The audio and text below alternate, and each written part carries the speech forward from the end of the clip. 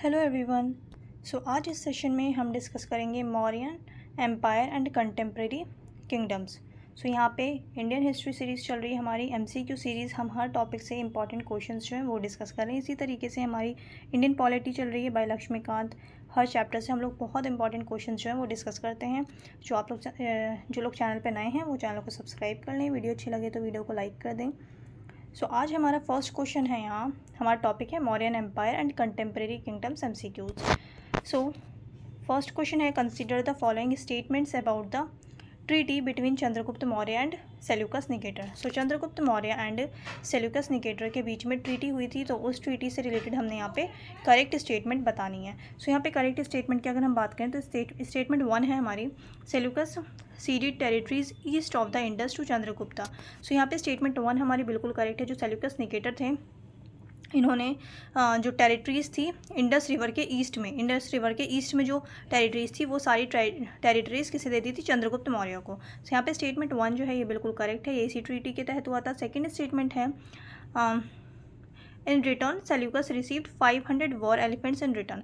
यहाँ पे second statement बिल्कुल करेक्ट है, in return Seleucus received 500 war elephants.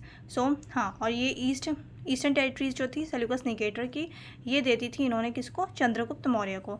And Chandragupta Maurya ने बदले में क्या दिया था? रिटर्न में इन्हें दिया था 500 वॉर एलिफेंट्स। 500 वॉर एलिफेंट्स दिया था सेल्यूकस निकेटर को चंद्रगुप्त मौर्य ने। यहाँ पे सेकेंड स्टेटमेंट भी हमारी बिल्कुल करेक्ट हो जाती है। थर्ड स्टेटमेंट है, the treaty led to the foundation of the Indo Greek kingdom. इस ट्रीटी की वजह से क्या हुआ था? इंडो ग्रीक किंगडम एस्टैब्लिश हुई थी। यहाँ पे ये स्टेटमेंट हमारी इनकरेक्ट हो जाती है, बिकॉज अगर हम इंडो ग्रीक के एस्टैब्लिशमेंट की बात करते हैं तो ये 2nd सेंचुरी BC में एस्टैब्लिश हुई है।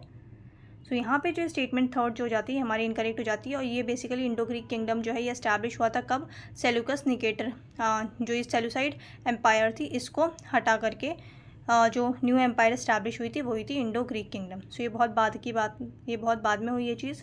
यहाँ पे थर्ड स्टेटमेंट हमारी इनकरेक्ट हो जाती है। करेक्ट पूछ रहे थे, the right answer is option A 1 and 2। Next है,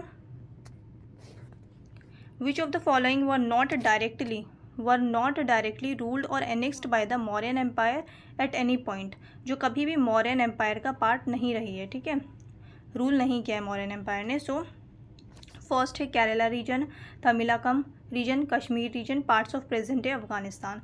यहाँ पे अगर हम बात करें केरला रीजन की, तो केरला को, तमिलकम को, ये रीजन जो है ये एज ए नेबर्स मेंशन किए गए हैं अशोकन पिलर्स में, अशोकन एडिक्ट्स में। यहाँ पे ये दोनों हमारा करेक्ट है। एंड कश्मीर रीजन, कश्मीर जो होगा ये भी हमारा बिल्कुल करेक्ट होगा, क्योंकि इसको मौर्यन एम्पायर ने कभी डायरेक्टली एनेक्स्ड नहीं किया था। यहाँ पे कश्मीर में कुछ हमें बेसिकली इन्फ्लुएंस देखने को मिलता है मौर्यन एम्पायर का, बट ये डायरेक्टली कभी भी रूल नहीं किया है कश्मीर में। फुली कभी भी एनेक्स्ड नहीं किया है मौर्याज ने, तो ये चीज़ आपको पता होना चाहिए। But parts of present day Pakistan, ये बिल्कुल करेक्ट है। यहाँ पे जो है parts of present day Pakistan, मतलब यहाँ पे मौर्यन एडमिनिस्ट्रेशन था और यहाँ पे डायरेक्टली रूल किया है, ठीक है, डायरेक्टली रूल किया है यहाँ पे मौर्यंस ने। बट यहाँ पूछे नॉट डायरेक्टली रूल्ड। केरला में रूल नहीं किया। एंड तमिलकम रीजन, इन रीजन्स को एज ए नेबर्स जो है ये मेंशन किया गया है। जो मौर्यन एम्पायर्स की एडिक्ट्स वगैरह है, रॉक एडिक्ट्स जो हमें मिलती हैं, तो इन किंगडम्स को इंडिपेंडेंट किंगडम्स बताया गया है, ठीक है, जो मौर्यन सोर्सेज हैं। एंड कश्मीर रीजन में भी कभी भी डायरेक्टली रूल नहीं किया है, वहाँ पे इन्फ्लुएंस देखने को मिलता है मौर्यन इन्फ्लुएंस, बट कभी भी डायरेक्टली रूल नहीं किया है, कभी भी फुली एनेक्स्ड नहीं किया है मौर्यंस ने। यहाँ पे फर्स्ट, सेकेंड एंड थर्ड जो हो जाएगा हमारा करेक्ट आंसर हो जाएगा। 1, 2 and 3 is the right answer, option D. Next है, स्टेटमेंट 1 है, Ashoka sent emissaries to the court of Ptolemy two Philadelphus. यहाँ पे स्टेटमेंट 1 हमारी बिल्कुल करेक्ट हो जाती है। अशोका ने जो है एमिसरीज भेजे थे पॉल्मी के कोर्ट में। यहाँ पे स्टेटमेंट 1 हमारी बिल्कुल करेक्ट है। सेकंड है, Ashoka's missionaries went only to Buddhist kingdoms. यहाँ पे सेकंड इनकरेक्ट हो जाते हैं, बिकॉज अगर हम अशोका की बात करते हैं तो अशोका ने ऐसा नहीं कि सिर्फ और सिर्फ बुद्धिस्ट किंगडम में ही मिशनरीज़ भेजे थे। इन्होंने जो मिशनरीज़ भेजे थे वो नॉन बुद्धिस्ट एम्पायर्स जो थी वहाँ भी भेजी थी, जैसे हेलेनिस्टिक वर्ल्ड में भेजा था, हेलेनिस्टिक एम्पायर्स में भेजा था। तो यहाँ पे स्टेटमेंट 2 जो हो जाती है हमारी इनकरेक्ट हो जाती है। Right answer is only statement 1 is correct. Option A जो हो जाएगा यहाँ पर हमारा करेक्ट आंसर हो जाएगा। जैसे कि अगर हम एक मिशनरी की बात करें, महेंद्र, महेंद्र को भेजा था श्रीलंका, ठीक है। कभी ऐसे नाम पूछ सकते हैं एग्ज़ाम में। नेक्स्ट है which of the following dynasties were ruling parts of the Indian subcontinent during Mauryan period 4th to 2nd century BCE। So parts पूछ रहे हैं कि कंटेम्प्रेरी किंगडम्स कौन सी थी बेसिकली। सो सेल्यूसाइड एम्पायर, ये तो हमने ऊपर डिस्कस कर लिया, इन दोनों के बीच में ट्रीटी भी हुई थी। Then Chera dynasty, Saka Kshatrapas and Pandya kingdom. So अगर हम बात करते हैं साका क्षत्रपास की, तो ये बहुत ही बाद में इस्टेब्लिश हुई है। ये बेसिकली ये डायनेस्टी जो आती है ये पोस्ट मौर्यन किंगडम में आती है, ये पोस्ट मौर्यन में आती है, मौर्यंस के टाइम पे नहीं थी साका क्षत्रपास। सो हमारा थर्ड नहीं होगा यहाँ पे। सो ये जो है हमारा थर्ड, ये बिल्कुल भी नहीं होगा क्योंकि ये जो है ये पोस्ट मौर्यन डायनेस्टी में आती है। एंड यहाँ पे अगर हम बात करते हैं सेल्यूसाइड, तो सेल्यूसाइड होगा एंड सेल्यूसाइड होगा, पांड्या किंगडम होगा एंड यहाँ पे चेरा डायनेस्टी जो है, चेरा डायनेस्टी भी ये बिल्कुल करेक्ट है क्योंकि अभी हमने बात करी कि अशोका की रॉक एडिक्ट्स में हमें ये नाम देखने को मिलते हैं जो सदर्न किंगडम से, चेरा, चोला, पांड्या। सो ये सारे जो हैं ये एविडेंसेस हमें मिलते हैं अशोका की सोर्सेज से। सो यहाँ पे 1, 2 and 4 is the right answer. So जो हमारा राइट आंसर हो जाएगा वो हो जाएगा option A, 1, 2 and 4 only. The next question is, so यहाँ पे हमने पेयर्स बताने की कौन से करेक्टली मैच्ड हैं। सो यहाँ पे addicts of Ashoka and features बताने हमने सी कौन से करेक्टली मैच बताने हैं। सो रॉक एडिक्ट 13, रॉक एडिक्ट 13। सो यहाँ पे ये इसका जो फीचर है रेफरेंस है कलिंगा वॉर एंड रिमोव। सो यहाँ पे बिल्कुल करेक्ट मैच है ये। रॉक एडिक्ट 13 में कलिंगा वॉर को डिस्क्राइब किया गया है एंड कंटेम्प्रेरी किंगडम्स को भी मेंशन किया गया है रॉक एडिक्ट 13 में, तो ये भी आपको याद रखना है। And then rock edict 2, rock edict 2 में medical treatment for man and animals, ये भी बिल्कुल करेक्ट है। रॉक एडिक्ट में मेडिकल ट्रीटमेंट की बात की है कि ह्यूमंस को भी एंड एनिमल्स के लिए भी मेडिकल ट्रीटमेंट प्रोवाइड किया जाना चाहिए। सो यहाँ पे सेकंड भी हमारा बिल्कुल करेक्ट पेयर है। थर्ड है माइनर रॉक एडिक्ट। सो यहाँ पे माइनर की बात हो रही है, माइनर रॉक एडिक्ट में नेम्स ऑफ फॉरेन किंग्स। सो कुछ माइनर रॉक एडिक्ट में फॉरेन किंग्स के नाम भी मिलते हैं। सो यहाँ पे थर्ड पेयर जो है ये भी हमारा बिल्कुल करेक्ट हो जाता है। सो यहाँ पे जो है हमारा राइट आंसर हो जाएगा all of the above. So the right answer is option D, all of the above. The next question is match the following. So हमने मैच करना है कि ये कौन से रूलर्स कौन से रीजन में थे, ठीक है।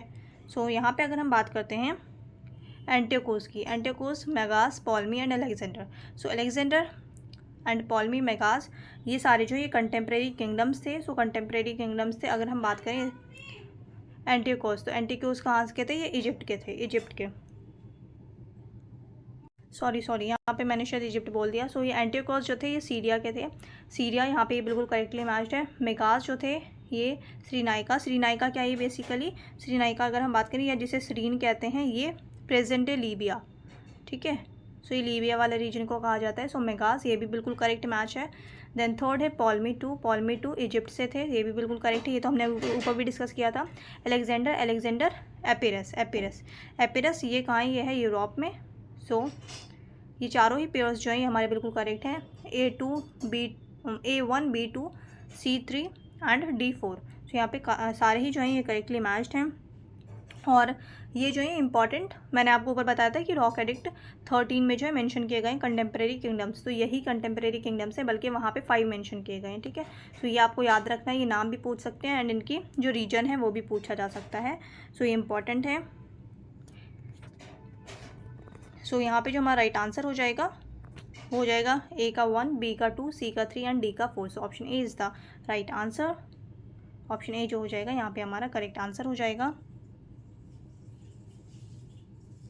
ओके, सो यहाँ पे ए भी हो सकते हैं, ऑप्शंस थोड़े ठीक नहीं है यहाँ पे, बट ये दोनों ही सही है क्योंकि ए का सीरी था, बी का सीरीन, सी का इजिप्ट एंड डी का एपिरस, यानी कि वही ए का 1, बी का 2 एंड सी का 3 एंड डी का 4।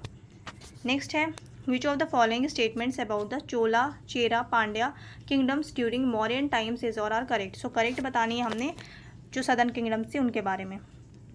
सो स्टेटमेंट 1 है they were tributaries of the Mauryan empire. Then second है they were mentioned in Ashokan inscriptions. Then third है they were known for flourishing maritime trade even before the Mauryas. So यहाँ पे third statement बिल्कुल correct है कि जो ये सदर्न किंगडम्स थी ये मैरीटाइम ट्रेड जो है ये मौर्यन से पहले से ही कर रहे थे। जैसे कि पांड्या का अगर हम बोलें तो पांड्या पर्ल्स के लिए बहुत फेमस है, ठीक है, पांड्या जो है वो पर्ल्स के लिए बहुत फेमस है। सो यहाँ पे थर्ड स्टेटमेंट हमारी बिल्कुल करेक्ट हो जाती है। देन सेकंड स्टेटमेंट की अगर हम बात करें, अशोका मेंशंस चोला, पांड्या, चेरा, सत्यपुत्रास, केरला पुत्रास, ये सब एडिक्ट्स में मेंशन किए गए, ये मैंने आपको ऊपर भी बताया था। सो यहाँ पे सेकंड स्टेटमेंट भी हमारी बिल्कुल करेक्ट हो जाती है। थर्ड स्टेटमेंट की अगर हम बात करें, फर्स्ट स्टेटमेंट की अगर हम बात करें, they were tributaries of the Mauryan empire. So यहाँ पे फर्स्ट स्टेटमेंट हमारी बिल्कुल इनकरेक्ट हो जाती है, बिकॉज ये सदर्न किंगडम्स जो थे ये कोई ट्रिब्यूटरीज नहीं थे, ये बेसिकली इंडिपेंडेंट स्टेट थे and diplomatic and trade relations जो थे ये इनके बिल्कुल ही इंडिपेंडेंट थे। सो यहाँ पे जो है फर्स्ट स्टेटमेंट हमारी इनकरेक्ट हो जाती है। Right answer is 2 and 3। So option B जो हो जाएगा ये हमारा करेक्ट आंसर हो जाएगा 2 and 3। नेक्स्ट है,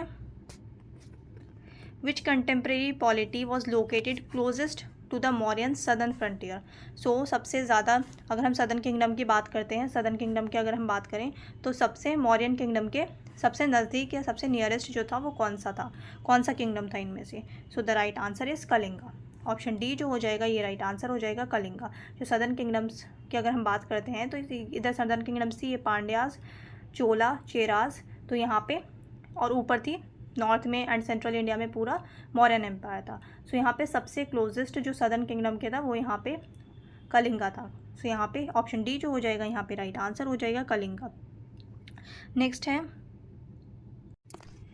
the city of Takshashila during the Mauryan period served as. So यहाँ पे तक्षशिला सिटी से रिलेटेड हमने करेक्ट स्टेटमेंट बतानी है। सो स्टेटमेंट 1 है, a centre for diplomatic exchange with the Seleucids. तो यहाँ पे ये बिल्कुल करेक्ट है, हमने ऊपर भी डिस्कस किया था ये। सो ऑप्शन जो स्टेटमेंट 1 है ये बिल्कुल करेक्ट है। सेकंड है, a major urban centre on the Uttarapatha. So यहाँ पे सेकंड स्टेटमेंट भी बिल्कुल करेक्ट है, ये बेसिकली एक मेजर अर्बन सेंटर था उत्तरापथ यानी कि नॉर्थ का।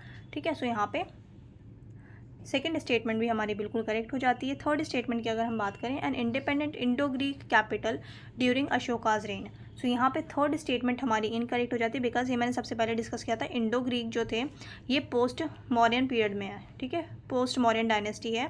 इंडो ग्रीक्स जो है पोस्ट मौर्यन डायनेस्टी है, बाद की डायनेस्टीज़ हैं। सो ये बेसिकली मौर्यन का जब डिक्लाइन हो जाता है उसके बाद इस्टेब्लिश होती हैं। सो यहाँ पे थर्ड स्टेटमेंट हमारी इनकरेक्ट हो जाएगी। The right answer is 1 and 2। So option A जो हो जाएगा यहाँ पे करेक्ट हो जाएगा 1 and 2। The next question is, the Hathi Gumpha inscription of Kharavela mentions which Mauryan legacy. So Kharavela inscription में बेसिकली कौन सी मौर्यन लेगेसी को मेंशन किया गया है।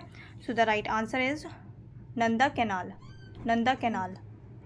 सो यहाँ पे हाथी गुम्फा इंस्क्रिप्शन जो थी, एक क्वेश्चन यहाँ पे से भी बन सकता है कि हाथी गुम्फा इंस्क्रिप्शन किसकी थी, खाड़ावेला जो थे ये कलिंगा रूलर थे और यहाँ पे इस इंस्क्रिप्शन में मेंशन किया गया है नंदा कैनाल।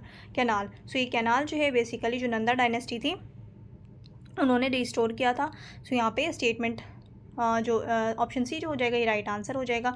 अच्छा, और इसका ईयर भी सेंचुरी कौन सी थी, ये इंस्क्रिप्शन जो थी ये 1st century BCE की इंस्क्रिप्शन है ये Hathi Gumpha inscription.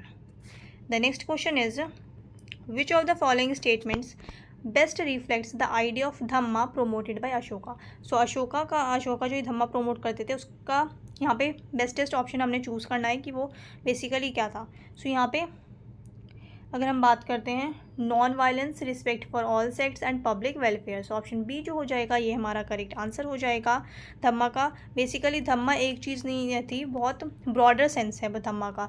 Non violence, respect करना सारे सेक्ट्स की, सारे रिलीजन की, पब्लिक वेलफेयर करना। ठीक है, सो यहाँ पे स्टेटमेंट बी जो हो जाएगा ये हमारा बिल्कुल करेक्ट हो जाएगा। नेक्स्ट है,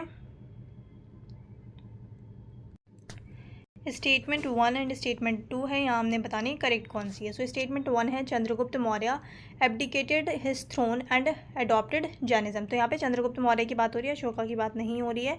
सो यहाँ पे स्टेटमेंट 1 हमारी बिल्कुल करेक्ट हो जाती है। चंद्रगुप्त मौर्य जो थे ये जैनिज्म फॉलो करते थे, ये आपको पता होना चाहिए, ये जैनिज्म फॉलो करते थे। सो यहाँ पे स्टेटमेंट 1 जो है ये बिल्कुल करेक्ट है। सेकेंड स्टेटमेंट है, he spent his final years in Shravanabelagola in present day Karnataka. So यहाँ पे सेकंड स्टेटमेंट भी बिल्कुल करेक्ट है। श्रवणबेलागोला जो है ये जगह कहाँ है, ये कर्नाटका में, एंड ये एंड में यहाँ चले गए थे एंड इन्होंने भी देन फास्ट किया था जिसे फास्टेड टू डेथ भी बोलते हैं, जिसे साले खाना बोला जाता है। इसके लिए जो टर्म यूज़ किया जाता है वो किया जाता है साले खाना। सो ये टर्म यूज़ की जाती है। और इसे सुसाइड कंसिडर नहीं किया जाता है, ये आपको पता होना चाहिए, ये चीज़ बिल्कुल क्लियर रखना है। इसको सुसाइड नहीं माना जाता है, ठीक है। तो एक पार्ट होता है इन लाइफ का। सो श्रवणाबेलागोला में इन्होंने जा करके सालक खाना किया था। सो सालक खाना बेसिकली क्या होता है कि फास्ट रखते हैं, मतलब कुछ ना खाते हैं ना पीते हैं, फास्ट पे होते हैं जब तक कि डेथ नहीं हो जाती है, ठीक है। तो इसको यूज़ किया जाता है टर्म इसके लिए सालक खाना। सो यहाँ पे एक दोनों ही स्टेटमेंट्स बिल्कुल करेक्ट है। So the right answer is both are correct. Option C जो हो जाएगा यहाँ पे राइट आंसर हो जाएगा। नेक्स्ट है consider the following statements about Bindusara. अब बिंदुसारा कौन थे? बिंदुसारा जो थे अशोका के फादर थे, ठीक है। चंद्रगुप्त मौर्य, देन बिंदुसारा, देन अशोका, ठीक है। तो ये आपको पता होना चाहिए। फर्स्ट है he was known to the Greeks as Amitrochates. तो यहाँ पे स्टेटमेंट 1 बिल्कुल करेक्ट है। बिंदुसारा को ग्रीक सोर्सेज में एज एमिट्रोचेट्स मेंशन किया गया है। सो यहाँ पे स्टेटमेंट 1 इज राइट। सेकंड है he prohibited Ajivikas from royal patronage. Second statement हमारी इनकरेक्ट हो जाती है। उन्होंने कोई प्रोहिबिट नहीं किया था आजीविकास को, बल्कि ये खुद एक आजीविक थे, ये आपको पता होना चाहिए। बिंदुसारा आजीविक थे, जैसे जैनिज़्म है, बुद्धिज़्म है, उसी तरीके से उस टाइम पे एक और रिलीजन या एक और सेक्ट होता था आजीविक्स, ठीक है। सो यहाँ पे सेकंड स्टेटमेंट बिल्कुल इनकरेक्ट हो जाती है। थर्ड है he maintain diplomatic contact with Hellenistic rulers. तो यहाँ पे थर्ड स्टेटमेंट हमारी बिल्कुल करेक्ट है। उन्होंने कॉन्टैक्ट्स बनाए थे ग्रीक किंग्स के साथ। सो यहाँ पे स्टेटमेंट 3 जो है बिल्कुल करेक्ट है। 1 and 3 is the right answer. So option A जो हो जाएगा यहाँ पे हमारा करेक्ट आंसर हो जाएगा। नेक्स्ट है which of the following was a significant political feature of southern kingdom like Pandya and Chera during Mauryan rule. So हमने सदर्न किंगडम से रिलेटेड इनकी सिग्निफिकेंट पॉलिटिकल फीचर बताना है। So the right answer is hereditary kingship and maritime trade.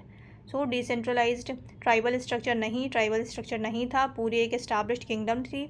Elected monarchs नहीं, ऐसा भी नहीं था। मेट्रिलिनियल इनहेरिटेंस नो, ये मेट्रिलिनियल इनहेरिटेंस की अगर हम बात करें तो ये किसके टाइम पे था? ये बेसिकली सतवाहनास के टाइम पे था, ठीक है। तो सतवाहनास जो है बेसिकली अपनी मदर का नेम जो है अपने नाम के साथ कैरी करते थे। सो यहाँ पे सी जो हो जाएगा, तीनों ही इनकरेक्ट है। The right answer is option D. Next है the Indo Greek intrusion into northwestern India after the Mauryan collapse was facilitated by. So the right answer is weak Sungas. So option A जो हो जाएगा यहाँ पे right answer हो जाएगा weak Sungas. Next है which of the following accurately describe Megasthenes observations. So Megasthenes की book है इंडिका, और इंडिका बुक में मेगास्थनीज ने इंडिया के बारे में क्या क्या मेंशन किया है यहाँ पे हमने करेक्ट बताना है। सो मेगास्थनीज ने इंडिका में बिल्कुल मेंशन किया गया है, इन्होंने मेंशन किया है कि इंडिया में जो है सोशल क्लास वो 7 टाइप्स की सोशल क्लास है, ठीक है। 7 types of social class mention किया है मेगास्थनीज ने। Then he found caste like divisions among Indians. तो यहाँ पे स्टेटमेंट 1 जो है ये बिल्कुल करेक्ट हो जाती है। उन्होंने कास्ट लाइक डिवीजन्स जो हैं वो जैसे 7 सोशल क्लासेस की जो बात की यही है, ठीक है। सो स्टेटमेंट 1 जो है ये बिल्कुल करेक्ट हो जाता है। Then he reported no slavery in India. So यहाँ पे स्टेटमेंट सेकंड जो है ये भी बिल्कुल करेक्ट है, जबकि उस टाइम पे स्लेवरी सिस्टम था, बट मेगास्थनीज ने अपनी बुक में मेंशन किया है कि इंडिया में कोई स्लेवरी सिस्टम नहीं था, ठीक है। सो सेकंड स्टेटमेंट भी बिल्कुल करेक्ट हो जाती है। थर्ड है he considered Indian cities as well planned. So यहाँ पे थर्ड स्टेटमेंट भी हमारी बिल्कुल करेक्ट है। मेगास्थनीज ने अपनी बुक इंडिका में ये मेंशन किया है कि इंडियन सिटीज़ जो हैं वो बिल्कुल वेल प्लान्ड हैं। सो यहाँ पे तीनों ही आंसर्स जो हैं ये तीनों ही स्टेटमेंट्स बिल्कुल करेक्ट हैं। The right answer is all of the above. The next question is the Mauryan coinage differed from that of Indo Greeks in the following way. So जो मौर्यन कॉइनेज था वो डिफरेंट था इंडो ग्रीक्स के coins से। तो basically क्या main difference था यहाँ पूछ रहे हैं, तो यहाँ पे the right answer is use of punch marked coins. So जो होते थे मौर्यन कॉइन्स वो क्या होते हैं? पंच मार्क्ड कॉइन्स होते थे। सो यहाँ पे बी जो हो जाएगा ये हमारा राइट आंसर हो जाएगा। और मौर्यन कॉइन्स जो होते थे वो सिल्वर के पंच मार्क्ड होते थे, सिल्वर कॉइन्स होते थे, पंच मार्क्ड कॉइन्स होते थे। और इंडो ग्रीक्स कॉइन्स जो होते थे उस पर रूलर्स के पोर्ट्रेट्स होते थे, ग्रीक नेम्स होते थे।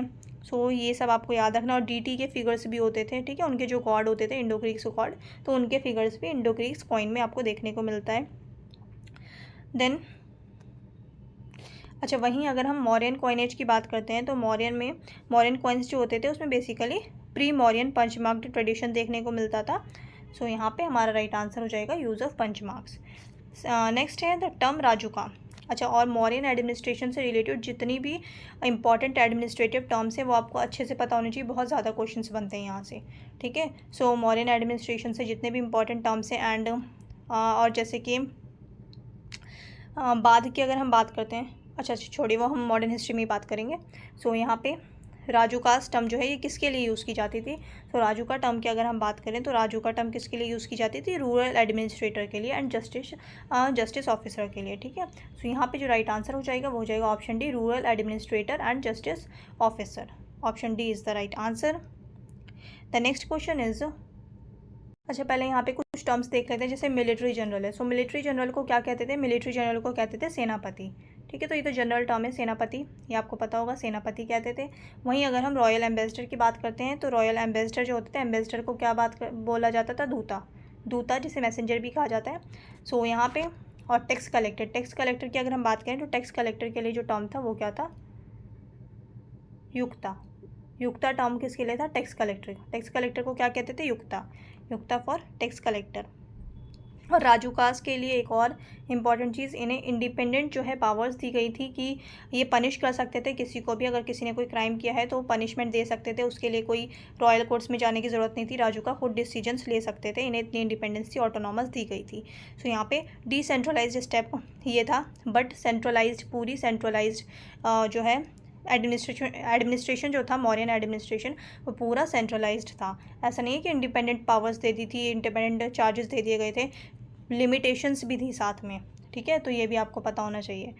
सो यहाँ पे अगर कभी ऐसा पूछ लें कि मौर्यन एडमिनिस्ट्रेशन जो है या मौर्यन एम्पायर वो डिसेंट्रलाइज्ड एम्पायर थी, तो वो स्टेटमेंट बिल्कुल इनकरेक्ट हो जाएगी, बिकॉज मौर्यन एडमिनिस्ट्रेशन वो फुली सेंट्रलाइज्ड थी, ठीक है। सो ये चीज़ आपको याद रखना है। कुछ पावर्स दी जाती थी राजू कास को, जैसे पनिशमेंट देने की पावर थी कि वो पनिश कर सकते हैं किसी क्राइम के लिए।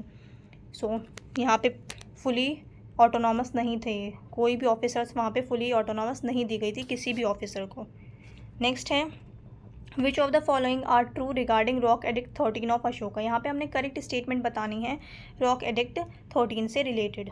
सो स्टेटमेंट 1 है, mentions the remorse after Kalinga war. So यहाँ पे फर्स्ट स्टेटमेंट हमारी बिल्कुल करेक्ट हो जाती है। सेकेंड स्टेटमेंट है, लिस्ट हेलेनिस्टिक किंग्स। तो मैंने ऊपर ही बताया था कि रॉक एडिक्ट 13 में इन कंटेम्प्रेरी किंग्स का नाम मेंशन किया गया, उनकी जगह मेंशन की गई है, तो यहाँ पे ये बिल्कुल करेक्ट है। लिस्ट हेलेनिस्टिक किंग्स के नाम देखने को मिलते हैं हमें रॉक एडिक्ट 13 में। थर्ड है एम्फोसिस संखा रिफॉर्म्स, संखा रिफॉर्म्स, तो यहाँ पे ये बिल्कुल इनकरेक्ट हो जाता है।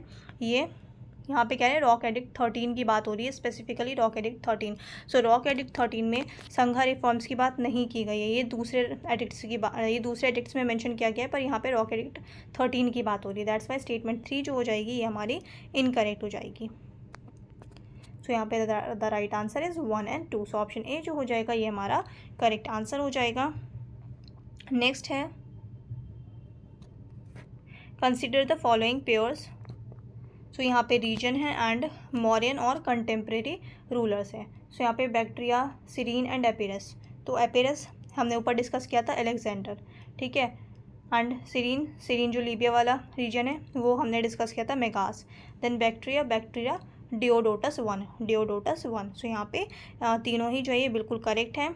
All of the above is the right answer. Correctly matched कौन सा है? Option D is the right answer, all of the above. The next question is, which contemporary kingdom of the Mauryas is most often associated with extensive pearl fisheries? ये मैंने आपको ऊपर बताया है कि पांड्यास बहुत ज़्यादा जो ट्रेड होता था, मैरीटाइम ट्रेड पर्ल्स के लिए होता था। पांड्यास जो ट्रेड होता था मैरीटाइम पर्ल्स के लिए बहुत फेमस थे। सो यहाँ पे the right answer is C, Pandya. So Pandya kingdom southern जो तमिल वाला रीजन है, तमिल वाला रीजन है, जैसे ये हमारा इंडिया, यहाँ पे तमिल वाला जो रीजन है ये वाला रीजन। सो यहाँ पे पांड्या किंगडम थी।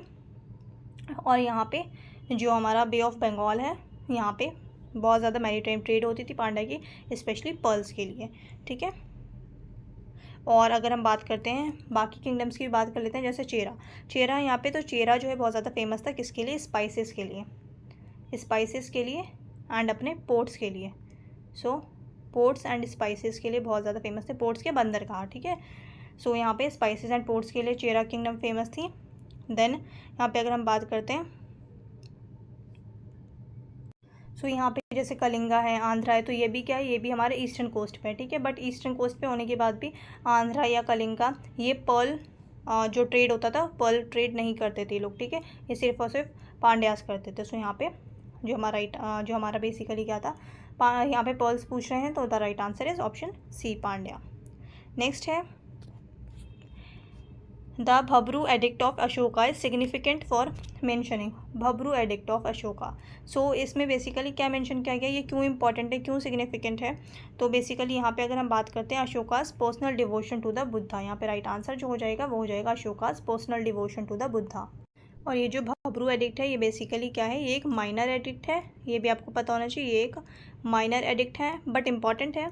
यहाँ पे बेसिकली इस एडिक्ट में जो भब्रू एडिक्ट है, ये माइनर रॉक एडिक्ट है, एंड इसमें अशोकास की पर्सनल फेथ के बारे में बताया गया है, बुद्धा के बारे में बताया गया है, धम्मा के बारे में बताया गया है, संघा के बारे में बताया गया है।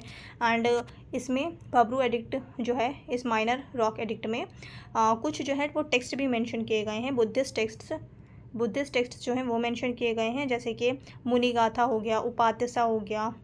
सो ये टेक्स्ट आपको पता होना चाहिए, बहुत ज़्यादा क्वेश्चंस बनते हैं यहाँ से। सो मुनिगाथा हो गया, उपात्यसा हो गया, तो ये सब जो है ये मेंशन किया गया है इस एडिक्ट में।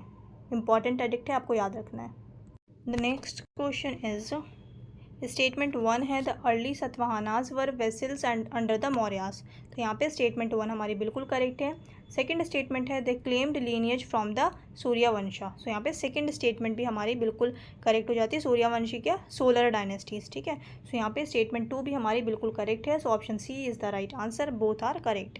The next question is Ashoka's pillar edict 7 mention the use of. So pillar edict की बात हो रही है यहाँ पे, रॉक एडिक्ट की बात नहीं हो रही है, ठीक है, तो कंफ्यूज नहीं होना है।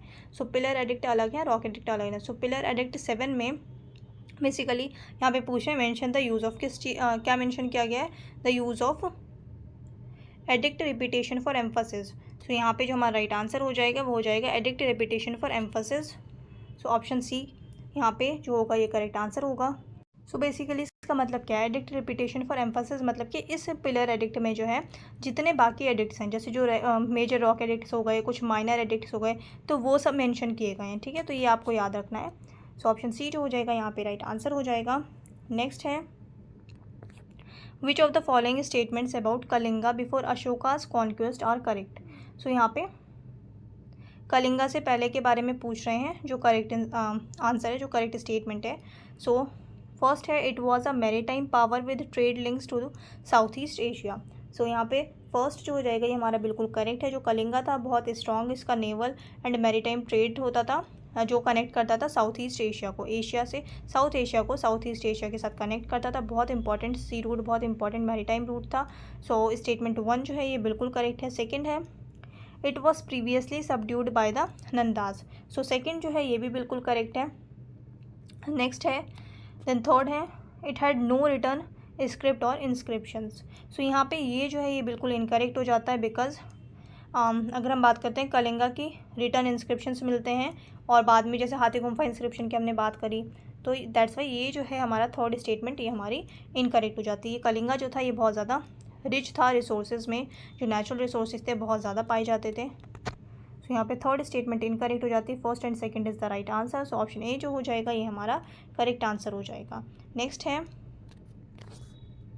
The contemporary Indo Greek kingdom to Mauryan decline established capital at. So जो इंडो ग्रीक किंगडम थे टू मौर्यन डिक्लाइन किया था, एस्टैब्लिश किया था, कैपिटल उन्होंने कहाँ पे। So the right answer is Takshashila. Option B जो हो जाएगा ये हमारा करेक्ट आंसर हो जाएगा, तक्षशिला। जब डिक्लाइन हो गई थी मौर्यन एम्पायर, सो इंडो ग्रीक एस्टैब्लिश हुए थे, ठीक है, और जो रूलर जो थे वो कौन थे, डेमेट्रियस ये रूलर थे, इंडो ग्रीक रूलर थे इंडो ग्रीक, एंड इन्होंने इन्वेड किया था नॉर्थ वेस्ट इंडिया को।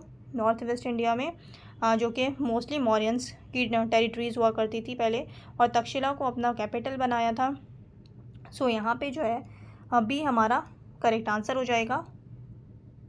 और तक्षशिला की अगर हम बात करें तो जब इंडो ग्रीक वहाँ इस्टेब्लिश हो गए थे पूरी तरीके से, तो तक्षशिला में इन्होंने बाइलिंगुअल कॉइन्स जो हैं वो भी इशू की थी, ठीक है। सो इंडो ग्रीक ने इशू की थी बाइलिंगुअल कॉइन्स। नेक्स्ट है what was the significance of Tosali during the Mauryan era. तो तोसाली की सिग्निफिकेंस पूछिए during the Mauryan era. So ये एडमिनिस्ट्रेटिव सेंटर था कलिंगा का। सो ऑप्शन सी जो हो जाएगा यहाँ पे राइट आंसर हो जाएगा। तोसाली बेसिकली अगर हम बात करते हैं प्रेजेंट डे, तो कहाँ पे, प्रेजेंट डे ओडिशा में है, ओडिशा में, प्रेजेंट डे ओडिशा में है तोसाली जगह। एंड ये बहुत इंपॉर्टेंट जो है, बहुत इंपॉर्टेंट एडमिनिस्ट्रेटिव सेंटर हुआ करता था और ये प्रोविंशियल कैपिटल भी थी। जब कलिंगा कॉन्क्वेस्ट अशोका जीत गए थे तो उसके बाद ये जो है प्रोविंशियल कैपिटल भी हुआ करती थी मौर्यंस की। सो ये यहाँ पे हमारा जो राइट आंसर था वो हो जाएगा administrative centre in Kalinga. The next question is consider the following facts. So हमने यहाँ पे करेक्ट बताना है। फर्स्ट स्टेटमेंट है Ashoka abolished the death penalty across the empire. So यहाँ पे फर्स्ट स्टेटमेंट बिल्कुल इनकरेक्ट है। अशोका ने डिस्करेज किया था वायलेंस को, बट कभी भी एबॉलिश नहीं किया था। डेथ पेनल्टी कभी भी एबॉलिश नहीं किया है अशोका ने, ये आपको याद रखना है। कभी आप लोग इसको करेक्ट समझ लें, क्योंकि धम्मा प्रमोट किया था बहुत ज़्यादा और वायलेंस के बहुत अगेंस्ट हो गए थे। बट वायलेंस के अगेंस्ट होने के बाद भी उन्होंने कभी जो डेथ पेनल्टी थी बेसिकली उसको कभी भी कम्प्लीटली बैन नहीं किया था। सो यहाँ पे स्टेटमेंट 1 जो हो जाती है ये हमारी इनकरेक्ट हो जाएगी, बिकॉज यहाँ पे कह रहे हैं अशोका एबॉलिश्ड, नहीं, तो कभी भी एबॉलिश नहीं किया था डेथ पेनल्टी को। दैट्स वाई यहाँ पे स्टेटमेंट 1 जो है ये हमारी इनकरेक्ट हो जाती है।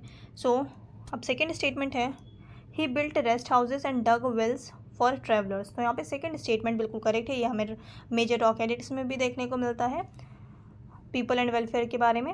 थर्ड है he institutionalised military service for all male citizens. तो यहाँ पे थर्ड स्टेटमेंट हमारी इनकरेक्ट हो जाते हैं, बिकॉज अशोका जो है वो क्या प्रमोट कर रहे थे, धम्मा प्रमोट किया है बहुत, और कंपलसरी मिलिट्री सर्विस ये ऐसा कुछ भी नहीं था। सो यहाँ पे ऑप्शन थर्ड जो हो जाएगा स्टेटमेंट 3 भी इनकरेक्ट है, फर्स्ट भी इनकरेक्ट है। राइट आंसर है हमारा only 2। So the right answer is option B, only 2 is the right answer. Next है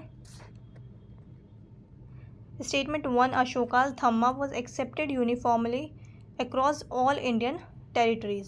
सो यहाँ पे स्टेटमेंट 1 की अगर हम बात करें तो स्टेटमेंट 1 हमारी इनकरेक्ट हो जाती है, बिकॉज धम्मा जो था वो यूनिफॉर्मली एक्सेप्टेड नहीं किया गया था हर रीजन में। कुछ रीजन जैसे कि साउथ इंडिया थे, वहाँ पे अलग किंगडम्स थे। पहले ये कंट्री वाला सिस्टम नहीं था, जैसे इंडिया आज पूरा कंट्री है तो ऐसा नहीं था। पहले जो होते थे वो बेसिकली किंग्स होते थे, तो सबकी अपनी अलग अलग टेरिटरी होती थी, ठीक है। तो यहाँ पे जैसे कि मौर्यन एम्पायर जो है वो बेसिकली सेंट्रल या नदर्न इंडिया में था, नॉर्थ वेस्टर्न इंडिया में था, साउथ में अलग एडमिनिस्ट्रेशन था। सो यहाँ पे जो हमारा स्टेटमेंट 1 हो जाएगी हमारी इनकरेक्ट हो जाएगी। सेकंड स्टेटमेंट है the edicts show variation in themes depending on the region. So यहाँ पे स्टेटमेंट 2 जो है ये बिल्कुल करेक्ट हो जाती है हमारी। सो जैसे कि कुछ जो है सम फोकस करती हैं, सम फोकस ऑन लोकल कस्टम्स, और कुछ एनिमल प्रोटेक्शन की बात करती हैं, कुछ एम्फोसिस करती हैं फॉरेन डिप्लोमेसी के ऊपर, ठीक है। सो यहाँ पे हमें वेरिएशंस देखने को मिलती है, लैंग्वेज में भी, स्क्रिप्ट में भी, थीम्स में भी। सो यहाँ पे जो एडिक्ट्स हैं वो हमें ब्राह्मी जो है स्क्रिप्ट उसमें भी देखने को मिलती है, खरोष्टी में भी देखने को मिलती है। सो यहाँ पे जो स्टेटमेंट 2 हमारी बिल्कुल करेक्ट हो जाएगी। जितने भी रॉक एडिक्ट्स हैं उसमें वेरिएशंस हमें देखने को मिलती है, उसकी स्क्रिप्ट में, लैंग्वेज में, थीम्स में। सो यहाँ पे सेकंड स्टेटमेंट हमारी बिल्कुल करेक्ट है। So the right answer is only 2 is correct. The next question is the earliest known reference to Jainism in a royal patronage context is linked with. So the right answer is Chandragupta Maurya's abdication. So यहाँ पे B जो हो जाएगा ये हमारा correct answer हो जाएगा। Ashoka pillars की अगर हम बात करते हैं तो इसमें ज़्यादातर हमें धम्मा की बात मिलती है, ठीक है। अशोकास पिलर में हमें धम्मा से रिलेटेड, पीपल वेलफेयर से रिलेटेड ज़्यादा चीज़ें मिलती हैं। जो फोकस किया गया है अशोका ने, जो पिलर एडिक्ट्स हैं, रॉक एडिक्ट्स हैं, उसमें धम्मा एंड बुद्धिज़्म के ऊपर बहुत ज़्यादा फोकस किया गया है। और जैसे दशरथ है वो अशोका का वो बेसिकली ग्रैंड सन थे। एंड यहाँ पे जैनिज़्म वगैरह का हमें इतना कुछ देखने को नहीं मिलता है, ठीक है। तो ये भी नहीं होगा, बिंदुसारा, स्कोट बिंदुसारा जो थे, कोई भी जैन पैट्रोनेज देखने को नहीं मिलता है, ठीक है। So the right answer is option B, Chandragupta Maurya's abdication. I hope आप लोगों ने अच्छे से प्रैक्टिस की होगी। चैनल पे आप लोग नए हैं तो चैनल को सब्सक्राइब कर लें, वीडियो अच्छी लगे तो वीडियो को लाइक कर दें। और बाकी अगर टॉपिक्स की आप लोगों को प्रैक्टिस करनी है तो डिस्क्रिप्शन बॉक्स में लिंक मिल जाएगा। So do subscribe my channel. अब मिलते हैं नेक्स्ट सेशन में।